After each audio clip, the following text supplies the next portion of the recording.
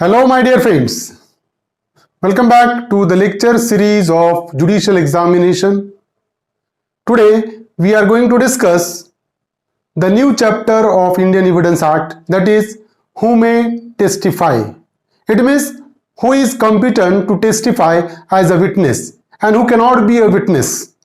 तो कौन विटनेस बन सकता है या कौन विटनेस नहीं बन सकता, किसको as a witness court of law में एग्जामिन किया जा सकता है और कौन विटनेस नहीं बन सकता, आज के इस लेक्चर में हम डिस्कस करने वाले हैं। स्पेसिफिकली हम डिस्कस करने वाले हैं section 118 to section 121 of Indian evidence Act. साथ ही साथ इस पर पूछे गए क्वेश्चन डिस्कस करेंगे और ऐसे क्वेश्चन जो एग्जामिनर इस पर पूछ सकता है। So without wasting your much time, let's start the topic.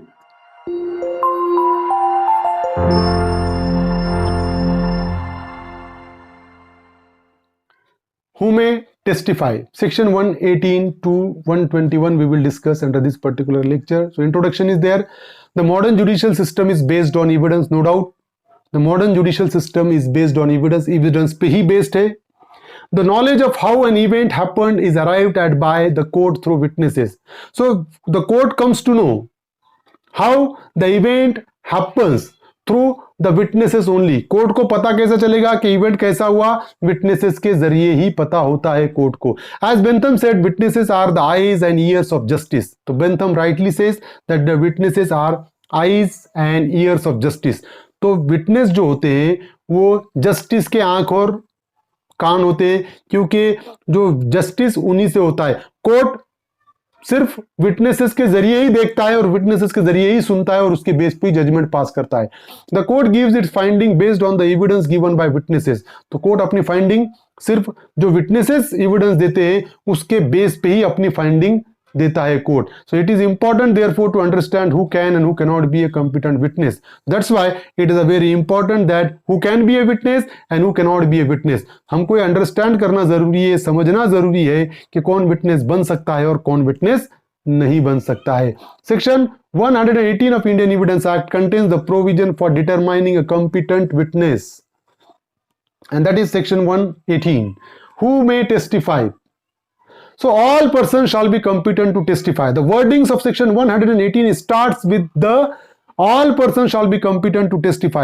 तो सब पर्सन competent है कोर्ट में एज अ विटनेस अपीयर होने के लिए, unless the court considered that they are prevented from understanding the question put to them or from giving a rational answer to those questions by tender years, extreme old age, disease, whether of body and mind or any other cause of the same kind. So all person shall be competent to testify unless the court considered that they are prevented from understanding the question put to them and to give a rational answer to those questions, and the reason behind that is a tender age, extreme old age, disease, whether it may be a mental or physical और any other cause of the same kind.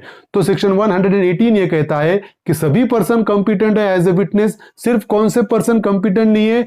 ऐसे person के जिनको जो सवाल पूछा जा रहा है वो सवाल समझ में नहीं आ रहा उनको, या सवाल समझ में आया तो जवाब रैशनल नहीं दे रहे, वो आंसर रैशनल नहीं दे पा रहे। और ये दोनों क्यों नहीं दे पा रहे? क्योंकि वो बहुत छोटी उम्र है उनकी, या बहुत एक्सट्रीम ओल्ड एज है, या कोई बीमारी है मेंटल और फिजिकल, जिसके वजह से ना तो वो क्वेश्चन समझ पा रहे ना तो करेक्ट आंसर दे पा रहे। अगर ऐसा है तो ये पर्सन कॉम्पिटेंट नहीं है, अदरवाइज इन पर्सन को छोड़कर बाकी सब पर्सन कॉम्पिटेंट है। तो यहां पर इन शॉर्ट हम कह सकते हैं कि छोटा बच्चा भी है लेकिन उसको क्वेश्चन जो कर रहे हैं वो समझ में आ रहा है और वो प्रॉपर आंसर दे रहा है तो वो कॉम्पिटेंट है। और एक बड़ा भी है जिसकी एज 25 साल है लेकिन उसको क्वेश्चन समझ में नहीं आ रहा और रैशनल आंसर नहीं दे रहा है तो वो इनकॉम्पिटेंट है। In short explanation is there. A lunatic is not incompetent to testify unless he is prevented by his lunacy from understanding the question put to him and giving a rational answer to him. So a lunatic is not incompetent to testify. पागल incompetent नहीं है, unless his lunacy prevent him to understand the question put to him and to give a rational answer. जब तक उसका पागलपन उसको सवाल समझने से नहीं रोक रहा है या जवाब देने से नहीं रोक रहा है, तब तक वो कॉम्पिटेंट ही रहेगा. अगर पागलपन के वजह से वो सवाल को समझ नहीं पा रहा है या सही जवाब दे नहीं पा रहा है, तो वो इनकॉम्पिटेंट हो जाएगा. Otherwise he is always competent. तो child witness, a young child, if he is able to understand the question and is able to reply rationally, is a competent witness even if he is of a tender age. A young child who is able to understand the question put to him and to give a rational answer, he is competent even though he is of tender age. तो अगर छोटा बच्चा भी है, उसको सवाल समझ रहा है, प्रॉपर जवाब दे रहा है, तो वो कॉम्पिटेंट है, वो इनकॉम्पिटेंट नहीं है. For example, in the case of Jaisingh versus state, a 7-year-old girl who was the victim of attempted rape was produced as a witness and her testimony was held valid. तो ये case में एक 7 साल की बच्ची पर रेप का offence हुआ. और वो कोर्ट ने उसको एज ए कॉम्पिटेंट विटनेस ठहराया, क्योंकि उसको जो क्वेश्चन पूछे जा रहे थे वो सही आंसर दे रही थी उस क्वेश्चन का. इसीलिए Queen versus Sewa Bhokta, that is a particular case. In this case, a 10-year-old girl who was the only eyewitness of a murder was made a witness. She appeared to be intelligent and was able to answer question frankly and without any hesitation. However, she was not able to understand the meaning of oath. It was held that her unsworn evidence was admissible in the given case. तो यहाँ पर क्या हुआ कि in this particular case, a 10-year-old girl was a only eyewitness of the murder. And she appeared to be very intelligent and she able to give an answer very frankly and without hesitation. However, she was not able to understand the meaning of oath. So it was held that her unsworn evidence was admissible in the given case. तो यहाँ पर क्या हुआ, एक 10 साल की लड़की थी जो मर्डर की आई विटनेस थी, इंटेलिजेंट थी, जो सवाल उसको पूछे जा रहे थे उनका फ्रैंकली आंसर दे रही थी, लेकिन उसको मीनिंग ऑफ ओथ, कसम का मीनिंग समझ में नहीं आ रहा था. तो एविडेंस के पहले हमने देखा ना, जो भी कहूंगा सच के सिवा कुछ नहीं कहूंगा. ये जो कसम खिलाई जाती है, तो वह कसम के मीनिंग उस वो लड़की को नहीं समझ रहे थे. तो कोर्ट ने यहां पर बोला कि उसका बगैर कसम खिलाए भी जो उसका एविडेंस है वो भी एडमिसिबल होगा. Rameshwar Kalyan Singh versus State of Rajasthan, where the accused was charged with the offense of rape of a girl of 8 years of age. It was held that omission of oath only affects the credibility of the witness and not competency of the witness. तो 8 साल की बच्ची का rape हुआ. इस case में भी court ने यह कहा कि सिर्फ क्रेडिबिलिटी कहां से होती है, कॉम्पिटेंसी ऑफ विटनेस, के सिर्फ ओथ नहीं, कसम नहीं खिलाए उसको, इसलिए उसकी क्रेडिबिलिटी कम नहीं हो जाती है, बट कि उसकी कॉम्पिटेंसी ऑफ विटनेस पे डिसाइड होती है उसकी क्रेडिबिलिटी. यहां पर कोर्ट ने यहां पर भी क्लियर किया. The question of competency is determined by section 118 and the only ground that is given for incompetency is the inability to comprehend the question or inability to give a rational answer. So the competency of evidence and witness is to be decided by section 118 only, and the ground for deciding the competency and incompetency under section 118 is if the person is able to understand the nature of question and to give a rational answer, such person is competent, nothing more than that. किसी person को question समझ में आ रहा है और proper answer दे रहा है, वो कॉम्पिटेंट है. Now lunatic. A lunatic is one that had understanding but the disease, grief or other accident has lost the use of his reasons as long as the suspension of the intelligence continues. तो lunatic क्या होता है कि वो person कुछ disease से गुजर रहा होता है, जूझ रहा होता है, जिसके वो अपना मेंटल बैलेंस खो देता है ड्यू टू एक्सीडेंट और any other thing. The lunatic is incompetent to testify but his competency is restored during a lucid interval. Lunatic incompetent है, जब तक वो पागलपन का दौरा रहेगा उस पर, तब तक वो इनकॉम्पिटेंट रहेगा, but he will restore the competency is restored during a lucid interval. But lunatic किसको बोलेंगे, कुछ टाइम पर वो पागल रहता है, कुछ टाइम पर वो ठीक हो जाता है. तो जब ठीक है उस टाइम पे उसकी कॉम्पिटेंसी रिस्टोर हो जाएगी. ठीक होते हुए अगर वो कोई एविडेंस देता है तो वो कॉम्पिटेंट है, क्योंकि उसको सवाल भी समझ में आएगा और जवाब भी देगा उस टाइम पे. So even lunatics and drunkards are competent to testify in their lucid intervals if they are capable of understanding the question put to them and giving a rational answer to them. तो lunatic रहने दो या drunkard रहने दो, वो भी competent है testify करने के, वो भी as a witness competent है. कब? उनके lucid interval में, जब उनका माइंड ऐसा है कि वो क्वेश्चन समझ रहे हैं और आंसर प्रॉपर दे रहे हैं, तब वो कॉम्पिटेंट ही होंगे. People of extreme old age.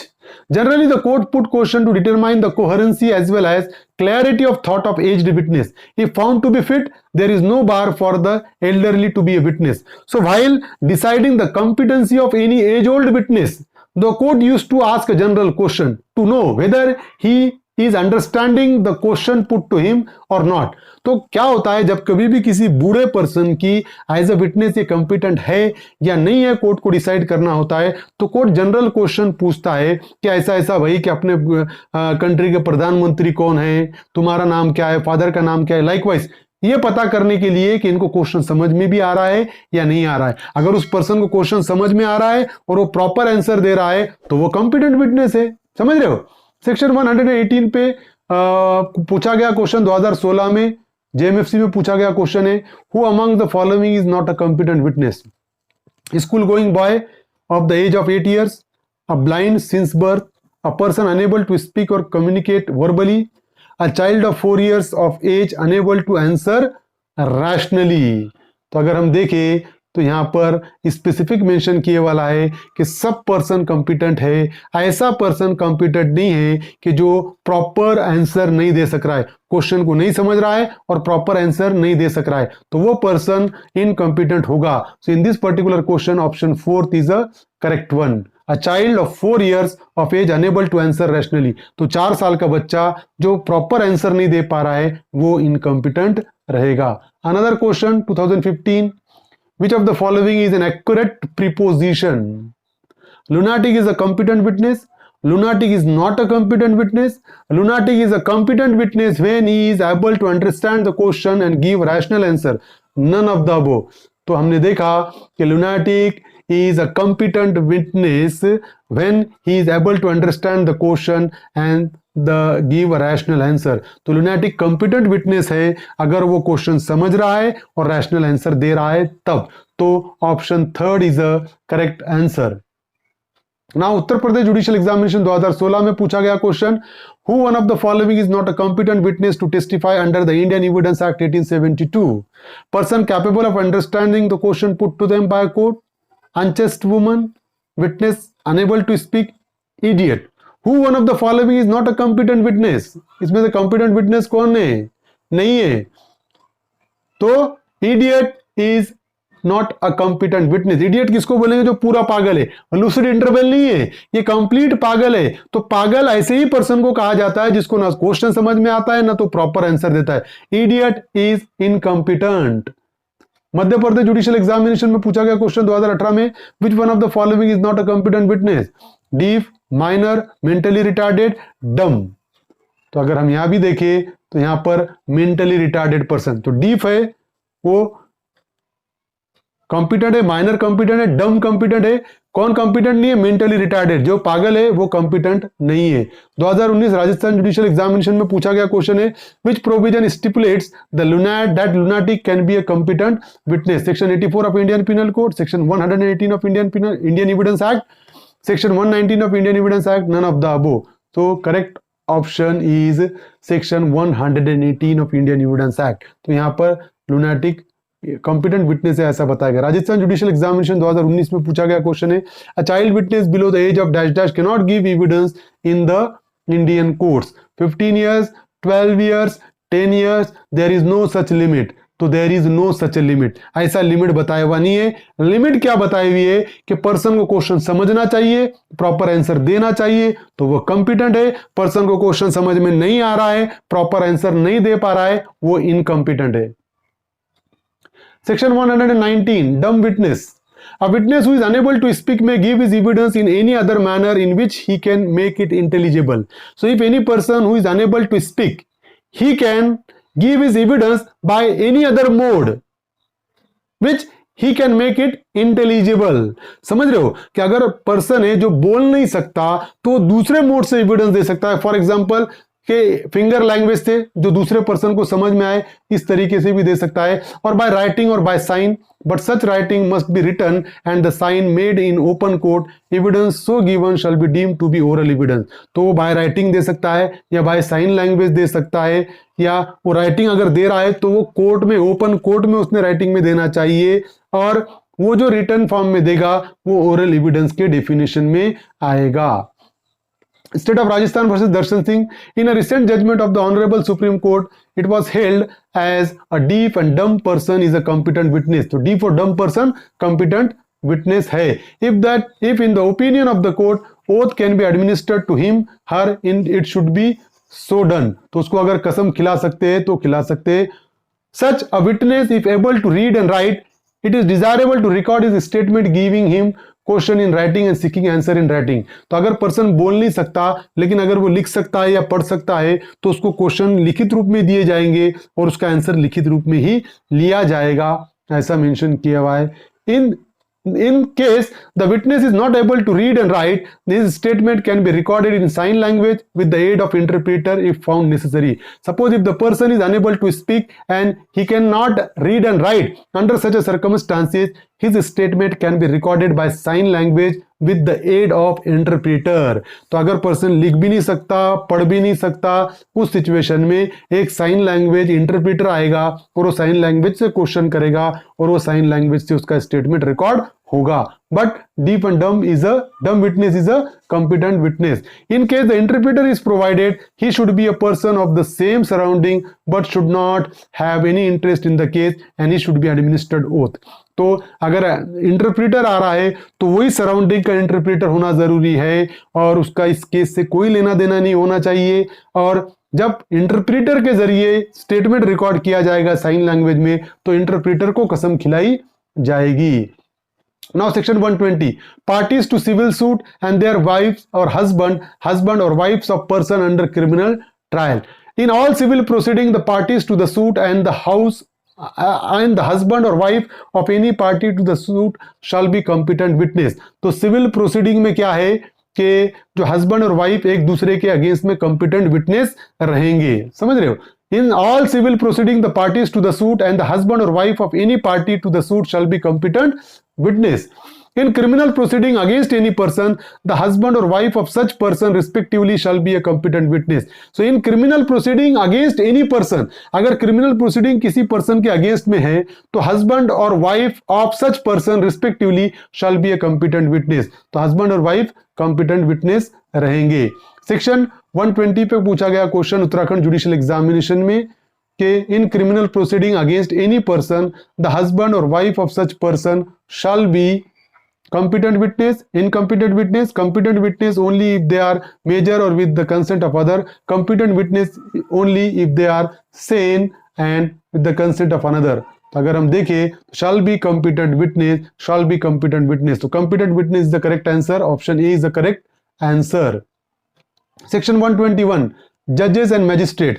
No judge or magistrate shall, except upon the special order of some court to which he is subordinate, be compelled to answer any question as to his own conduct in a court as such judge or magistrate. तो किसी भी magistrate को compel नहीं किया जा सकता। समझ रहे हो?